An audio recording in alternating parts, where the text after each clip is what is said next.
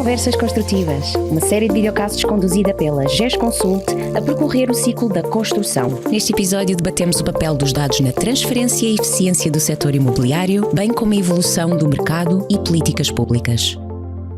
Hoje temos connosco Ricardo Guimarães, diretor da Confidencial Imobiliário, uma referência na análise de dados e estatística do mercado imobiliário. Muito bem-vindo, Ricardo. Obrigado, é um gosto muito grande. Ricardo, para começar, pode explicar-nos o que faz exatamente a Confidencial Imobiliário e como é que tem evoluído para acompanhar a transformação do mercado? Bem, obrigado pela pergunta, é também uma oportunidade para explicar o que fazemos.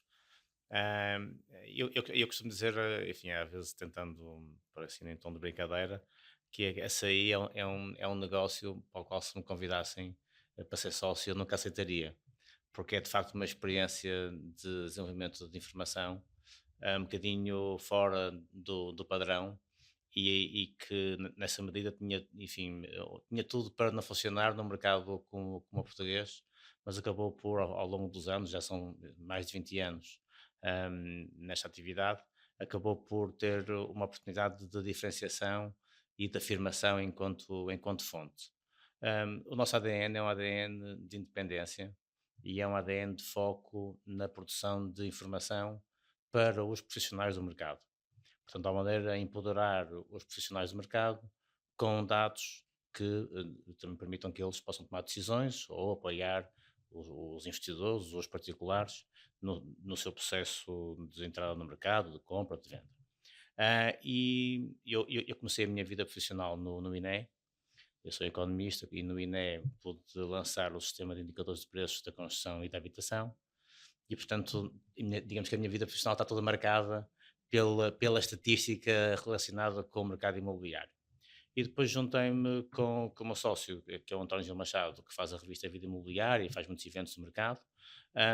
E, portanto, da maneira ele tinha uma forte ligação ao mercado, eu tinha uma competência de técnica e metodológica, e então, em 2005, começamos a juntar os operadores e a tentar dar uma resposta a perguntas que o mercado tinha e hoje ainda tem, que são respostas do género: qual é que é o preço de transação, quantas casas se vendem, portanto, perguntas Acho que já relativamente, lá vamos.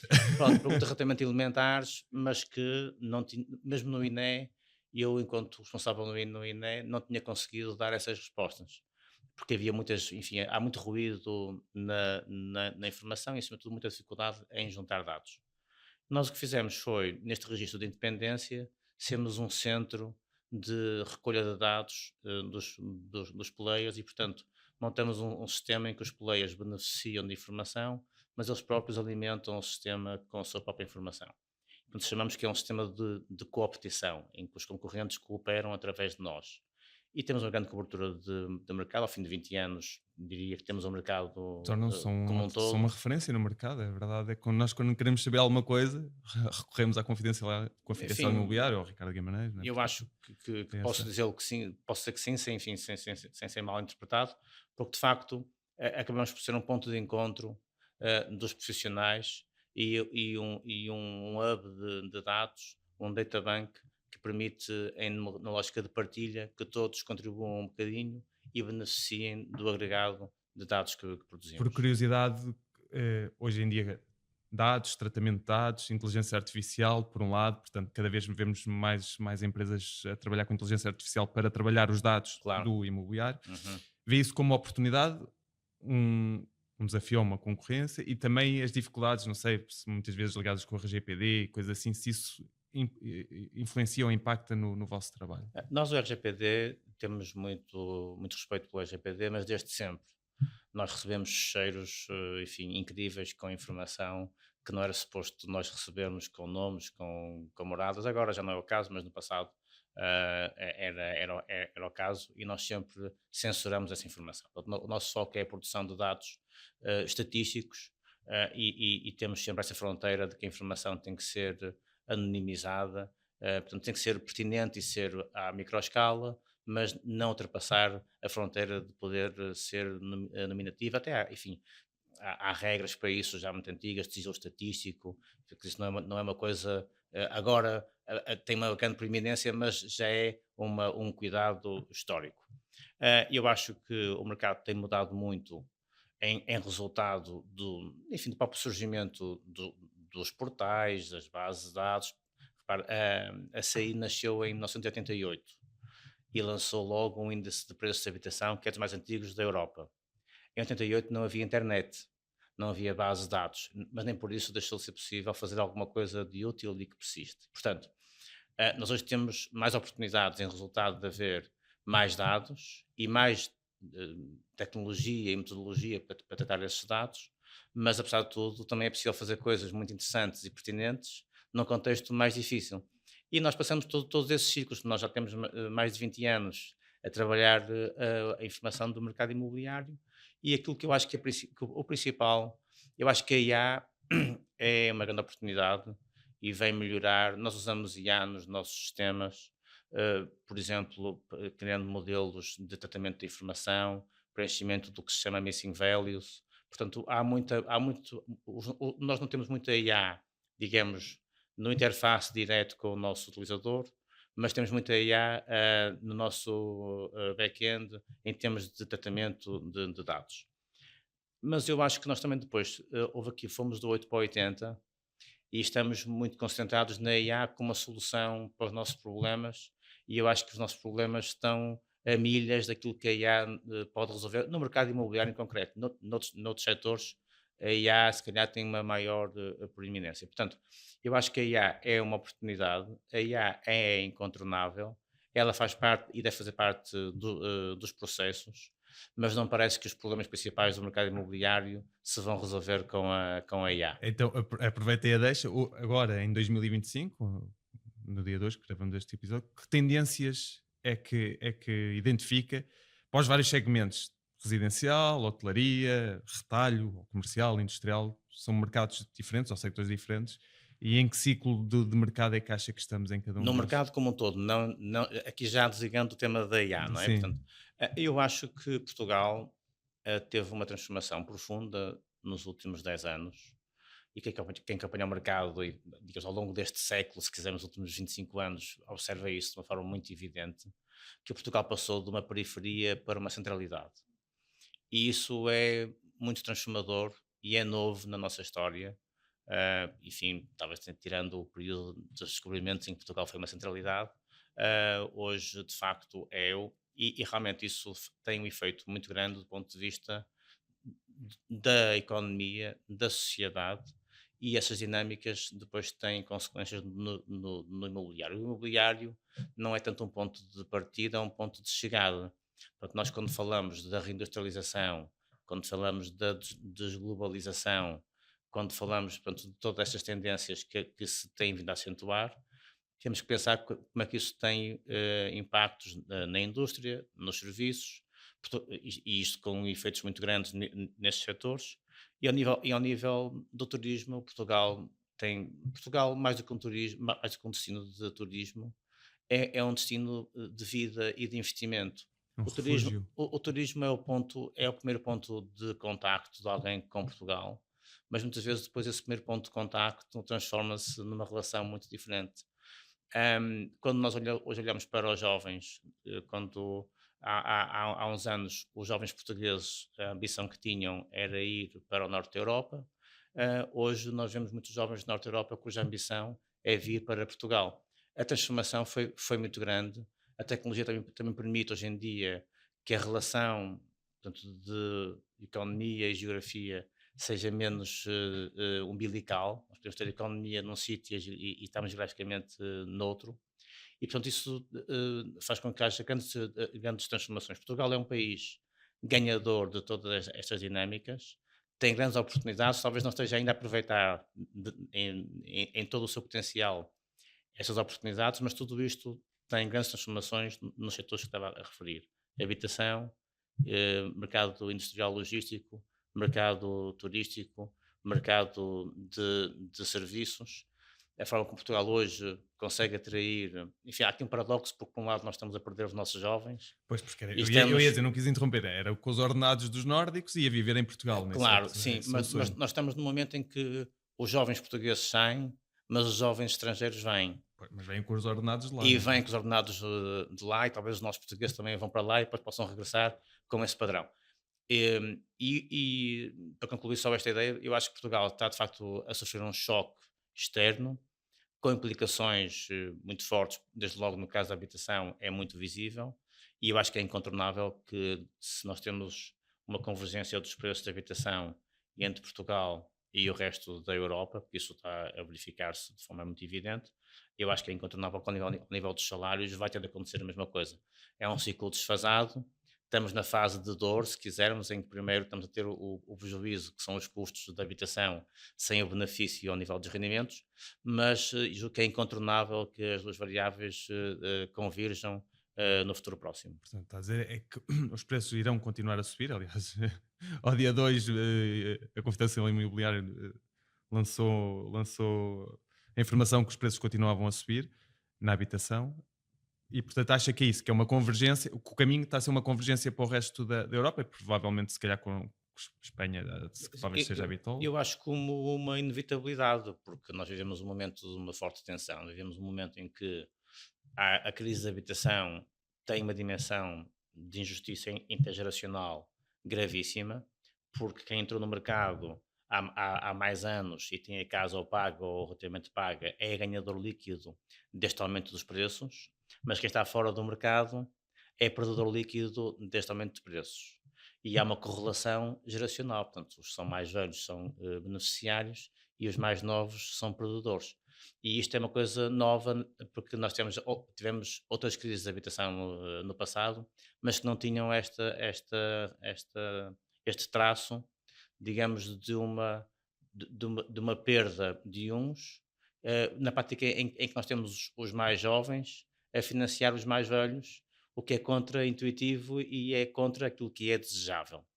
E, portanto, este desequilíbrio tem Dizer necessariamente financiar, porquê? Porque o preço de arrendamento é mais caro, porque... financiar no sentido em que uns são ganhadores e outros são perdedores. Claro que depois também há, por efeito das heranças, etc., também há, em termos de agregados, alguma compensação. Mas, enfim, são ciclos diferentes. Portanto, no caso do arrendamento, é um caso paradigmático, um caso muito visível. Quando foi feito o travão às rendas, em 2023, na altura em que a inflação estava muito elevada e as rendas são atualizadas de acordo com a inflação. E o governo decidiu atualizar, salvo erro, ao máximo de 2%. E o que aconteceu foi que os contratos que estavam em vigor, tudo bem, foram atualizados em 2%. Portanto, quem estava no mercado foi protegido, mas quem estava fora do mercado viu as rendas aumentarem em 30%. Portanto, na prática, quem estava fora do mercado já pagava rendas mais altas para entrar do que a média de quem já tinha entrado no passado. Portanto, logo aí havia um desequilíbrio. Como essas rendas aumentaram em 30%, é um caso paradigmático de transferência de rendimento de quem está de fora, perdão, de quem está fora do mercado, que já pagava rendas mais altas e viu essas rendas aumentar, para proteger quem está dentro do mercado, tipicamente pessoas com mais idade e que já pagavam rendas mais baixas. Portanto, o mercado imobiliário é um mercado que é muito sensível. Enfim, como a maioria dos mercados, mas este tem um problema específico, que é a rigidez da oferta. Quer dizer, noutros mercados, se houver falta de chips, por exemplo, é possível ir importar chips, enfim, é preciso concorrer internacionalmente pelo preço, mas é possível importar. Idealmente, tendo capacidade financeira, é possível suprir a lacuna do mercado. O imobiliário não tem essa característica. O imobiliário não só não é possível importar, como o ciclo de produção é muito longo. Então nós temos ciclos de procura muito rápidos e passíveis de grandes flutuações e ciclos de oferta muito rígidos. E portanto é preciso mexer no mercado imobiliário com muito cuidado em função das suas especificidades. Os governos, o governo anterior, que agora está a cessar funções, tentou implementar algumas vindas também já ainda do anterior governo, implementar algumas soluções para acelerar essa oferta. No caso do Simplex, por exemplo. Tem noção se, por exemplo, o Simplex teve ou não teve impacto nos licenciamentos e, portanto, aumentar a produção, por exemplo? Sim, portanto, é um bom exemplo porque o Simplex ainda resultou do governo anterior. E a forma como foi publicado, houve ali alguma pressão para que o governo ainda do Partido Socialista pusesse cá fora o Simplex. E talvez isto tenha gerado, digamos, lacunas que acabaram por gerar ruído na forma como o Simplex entrou, e portanto acabou o Simplex por gerar muita perturbação, muita instabilidade e incerteza, que é tudo que o mercado não precisa. E portanto houve também uma mudança cultural grande de paradigma. Isso foi interessante de observar, porque mesmo os operadores que reclamavam sempre por simplificação, de repente estavam a reclamar outra vez por um carimbo no papel, portanto, mas não estavam preparados para uma mudança de paradigma tão súbita, e portanto foi muito disruptivo, e em alguns aspectos, se calhar, não foi tão perfeito como seria ideal. E portanto, a consequência não foi a desejada, portanto, não houve uma aceleração do licenciamento em resultado do Simplex, tanto que já se estava a trabalhar numa segunda versão do Simplex, que entretanto ainda não saiu, e todas estas sucessões de alterações legais e depois perspectiva de revisão geram incerteza no mercado, e o mercado prefere adiar e ver como é que as coisas acabarão por ficar para avançar. Nós vemos que houve um grande aumento. Nós trabalhamos os dados dos pré-certificados energéticos e vemos a partir dessa informação a dinâmica de intenções de promoção imobiliária. E houve um aumento muito grande ao longo dos últimos 2 anos. Houve de facto um crescimento do número de novos fogos em projeto. Mas depois não houve um aumento do número de novos fogos licenciados. Então há cada vez uma menor conversão entre projetos e obras efetivamente que avançam. E isto tem que obrigar-nos a interrogar sobre os motivos que fazem com que isto seja assim. Por um lado, a incerteza acaba por propiciar o adiamento dos projetos. Houve um anúncio que eu acho que de facto foi uma estratégia errada do governo que está agora a cessar funções, que foi anunciar que iria no futuro baixar o IVA para 6%. Ou seja, o anúncio de que no futuro as condições iriam ser melhores Criou uma do que no expectativa. presente é um convite ao adiamento dos projetos. E depois também há outro aspecto que talvez esteja aqui muito presente, é um bocadinho menos visível, que é a própria capacidade instalada no setor da construção. Talvez, por muito que nós queiramos lançar novos projetos e haja muitas iniciativas nesse sentido, há um funil, há um gargalo que é a capacidade produtiva do setor da construção. E não havendo aumento dessa capacidade, em rigor nós temos uma limitação do número de fogos que conseguimos pôr cá fora. E eu vejo que, por muito que haja mais projetos e intenções, o número de fogos que avança tem estado muito estável, 7, 8 mil trimestralmente. Portanto, é preciso olhar para o imobiliário, é preciso olhar para o setor da construção e ver quais são os constrangimentos que impedem que chegue mais oferta ao mercado. E acha, por exemplo, que agora com a lei dos solos também tem vindo a ser muito discutida, acha que Sim. também com esta lei vai permitir disponibilizar mais terrenos e promover mais construção, ou é mais. No formato que ficou, que foi aprovado depois na Assembleia, só vai servir para habitação pública ou para pública, que é habitação de custos controlados. O que não é mau, porque ao fim e ao cabo as câmaras não tinham solo, poucas câmaras têm solo público, e a lei dos solos permite ao fim e ao cabo que a Câmara, para efeitos de construção de habitação pública, possa converter o solo rústico em urbano. E isso é bom. Agora, esta discussão da lei dos solos é um bom exemplo de como este mercado tem muito ruído, e pessoas muito bem intencionadas geram também e contribuem para esse ruído. E houve aqui este epíteto de que tudo o que se iria fazer, havia aqui um potencial de especulação que é absolutamente errado. Portanto, não havia, esta lei dos solos é uma lei que eu definia precisamente como anti-especulativa, porque tinha balizas de preço máximo de venda que, na maioria dos casos, olhando conselho a conselho, estavam abaixo do custo total de investimento. Ou seja, na prática, nós temos que perceber que a atividade imobiliária tem subjacente uma atividade industrial. Eu costumo dizer que o problema da habitação não é um problema de arquitetura, não é um problema de engenharia, é um problema de economia industrial.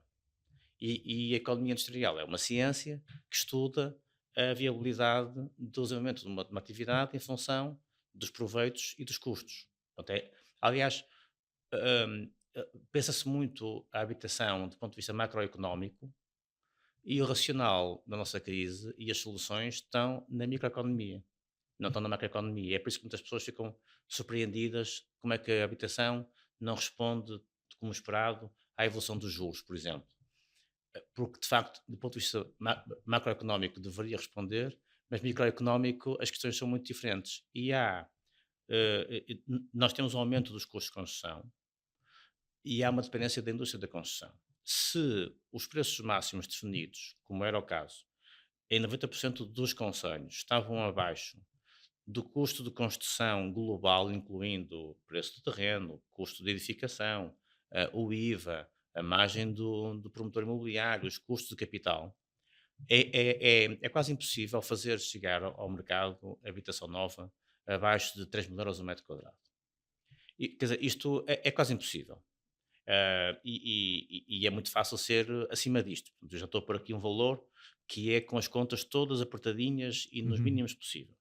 E, portanto, se as medianas em todos os concelhos, tirando alguns na região de Lisboa, Porto e Algarve, todos os concelhos têm medianas abaixo deste valor, todos esses concelhos onde se temia que houvesse um ímpeto especulativo de conversão de solo rústico em urbano sem controle e um desordenamento, isso só pode ser afirmado por quem não fez as contas e que acha que as casas nascem nas árvores. As casas não nascem nas árvores. É preciso construí-las e é preciso pagar os custos. Se o preço máximo possível não paga os custos, simplesmente não há. Aliás, porque há um outro custo associado que eu não referi, que era o custo também de infraestruturação, porque isto são solos que não estão infraestruturados e, Não, portanto, não tem redes esse de água, custo, esgotos, claro, fornecimento de eletricidade. eu até num debate em que participei, estavam precisamente, enfim, pessoas a comentar que era preciso assegurar que não houvesse um impulso de desordenamento e que são preocupações que são muito legítimas e que são importantes e que a lei, na opinião dessas pessoas, não tinha, digamos, não impedia que houvesse uma dinâmica negativa em resultado dos critérios que deveria ter e que não tinha. E eu estava a dizer que não era preciso nenhum critério, porque o critério económico, da racionalidade económica, por si era suficiente. Porque os terrenos que tivessem, porque houve uma discussão entre se os terrenos deviam ser contíguos ou não ao urbano para serem elegíveis e até ficou essa restrição de terem que ser contíguos. Não é muito claro que ser contíguo ao urbano é melhor, não há dúvida nenhuma. Mas quanto menos, entre aspas, quanto menos urbanos fossem os solos rústicos, no sentido de serem mais longe, Mais afastados dos mais centros. afastados, o custo de infraestruturação que tinha que ser suportado pela operação, por si, inviabilizava a sua conversão. Portanto, não era preciso haver muitos critérios, bastava o critério que já estava na lei, que era a operação tinha que suportar todos os custos. E, portanto, alguém dizia, mas então como é que se impede que um presidente de uma Câmara pegue nos seus terrenos e os converta de urbanos para rústicos?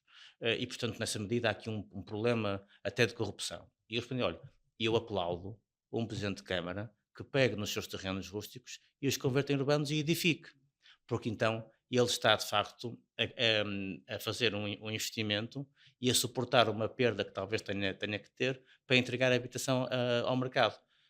E eram poucos os terrenos, de facto, com potencial de estarem nesta quadratura entre estarem em sítios que geram medianas que pagam os custos e de facto, em função dessa realidade, poderem ter um preço acessível. E só para terminar este tema da lei dos solos, as cidades que mais precisam ou que mais usufruiriam desta lei, diria que seria Lisboa, Porto, Claro, Algarve.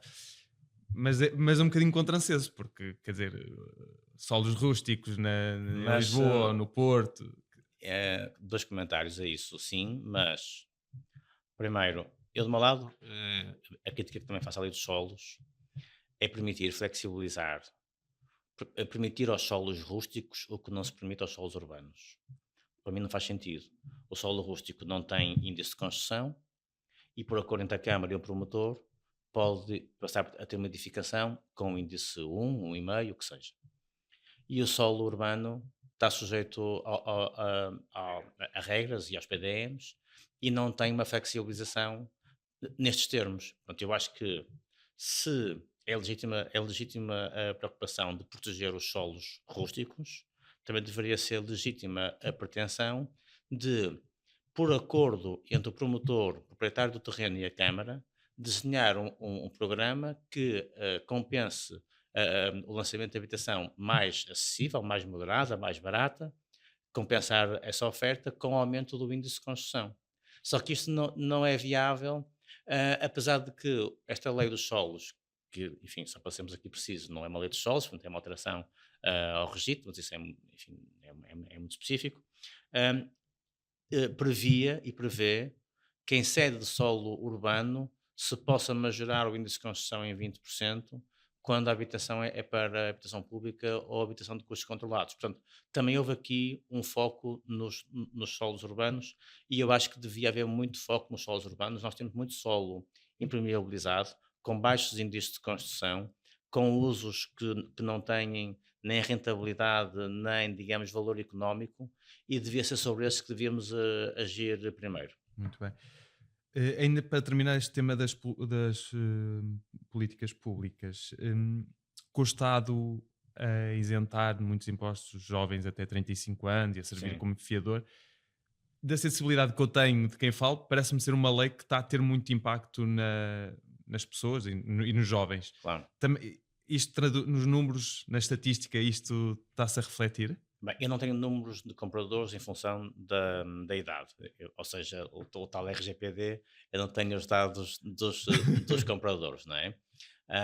Mas vou aqui defender os jovens, na medida em que, primeiro, o aumento do número de transações acontece a partir do segundo trimestre de 2024, quando não estava em vigor nenhuma dessas medidas. Portanto, até pelo contrário, como as medidas estavam anunciadas, pode ter havido um adiamento, Parar. esperaram pelas medidas e, portanto, houve um aumento, apesar dos jovens estarem à espera. O que quer dizer que a dinâmica é justificada por outros fatores e que são fáceis de identificar, desde logo a redução dos juros e o aumento da confiança no mercado, a perspectiva de que o mercado iria recuperar e que o mercado, ao recuperar, todos os adiamentos de investimento e de compra eram prejudiciais para quem estava a fazer esse investimento. Em segundo lugar, eu quando comprei a minha primeira casa, eu sou muito jovem, mas já fui um bocadinho mais jovem, quando comprei a minha primeira casa tive isenção de IMT, porque, não integral, mas praticamente, porque o escalão de isenção do IMT era até quase 100 mil euros, não era tanto, mas era um valor que à época pagava perfeitamente um T1 e um T2. E, portanto, na prática, aquilo que aconteceu foi que nós todos sabemos o que acontece quando as tabelas de IRS não são atualizadas em função da inflação. Há um aumento encapotado de impostos. Aquilo que aconteceu na habitação foi que a habitação duplicou de preço e as tabelas de IMT mantiveram-se praticamente inalteradas. Portanto, houve um grande aumento de impostos Que é uma taxa no sobre o acesso valor, à sobre o valor habitação. da habitação. E, portanto, isentar os jovens não é outra coisa que não repor uma situação que acontecia quando o IMT foi inventado ali alguns por 2003. Para terminar, não resisto a fazer este segmento de percepções e mitos sobre o mercado imobiliário, portanto, dei aqui o seu comentário. Vou ler porque acho que isto está muito bom. É comum ouvirmos que o alojamento local tem feito disparar os preços da habitação. Verdade ou mentira? Não, o alojamento local reabilitou as cidades, foi um dos fatores e o turismo, e como é evidente, nós não podemos comparar uma carne no congelador e uma carne a sair do forno. E, portanto, a carne na saída do forno é mais cara, tem mais valor, se é quentinha bem feita, do que a carne no congelador. Nós tínhamos as cidades no congelador e a reabilitação urbana trouxe as cidades para outro patamar. Portanto, é evidente que houve valorização, mas houve valorização na medida do investimento e da transformação que as cidades tiveram. Temos muito a dever ao alojamento local e é pena que seja diabolizado, como todas as dinâmicas. Se calhar houve um momento em que foi muito apoiado, hoje precisa ser menos apoiado, mas uma coisa é ser mais ou menos apoiado, outra coisa é ser diabolizado, quase como um oportunismo em que há alguém que nós chamamos quando precisamos e expulsamos da sala quando achamos que já não precisamos e descartamos. É verdade. Há quem defenda que existe uma grave falta de oferta habitacional em Portugal. Bem, oferta. hum, porque há quem defenda que não existe falta de habitação. Claro. Pronto. Acha que falta oferta, falta construção nova ou falta reabilitar o que existe? Eu não preciso achar nada, porque os números falam por si. Então, nós só temos que ver os números. De facto, quando nós temos um mercado que caiu quase 30% em número de transações e que ainda assim valorizou, na parte em que valorizou menos, quase 8%, mostra que é um mercado profundamente desequilibrado. Depois podemos ter diferentes visões como é que se reequilibra esse mercado, mais pela reabilitação, mais para a construção nova, mais em solo rústico, mais em solo urbano. Mas é evidente que se há estes sinais é porque há pressão de procura em cima de uma oferta que é escassa. Só um número para também corroborar. Portugal construiu 17 fogos por 1000 habitantes nos últimos 10 anos. Últimos, enfim, até 2023. Na Europa, em média, construíram-se 45 fogos por 1000 habitantes. Portugal tem construído mais ou menos um terço da média da União Europeia. Isto dá-nos uma medida até que ponto estamos ou não a fazer semelhante aos outros e até que ponto ou não haver motivos para ser justificada a perspectiva de que há falta de habitação. E a vinda dos estrangeiros para Portugal influencia ou não influencia o valor da habitação? Claro que sim, claro que influencia. O que eu não sei é se Portugal está... Quando não tínhamos estrangeiros e tínhamos as cidades degradadas e era tudo barato, mas ninguém queria ir para o centro e os centros das cidades eram sítios, digamos, onde se corria risco de vida, não sei se é um equilíbrio melhor do que quando nós temos os estrangeiros que justificam o nosso milagre económico.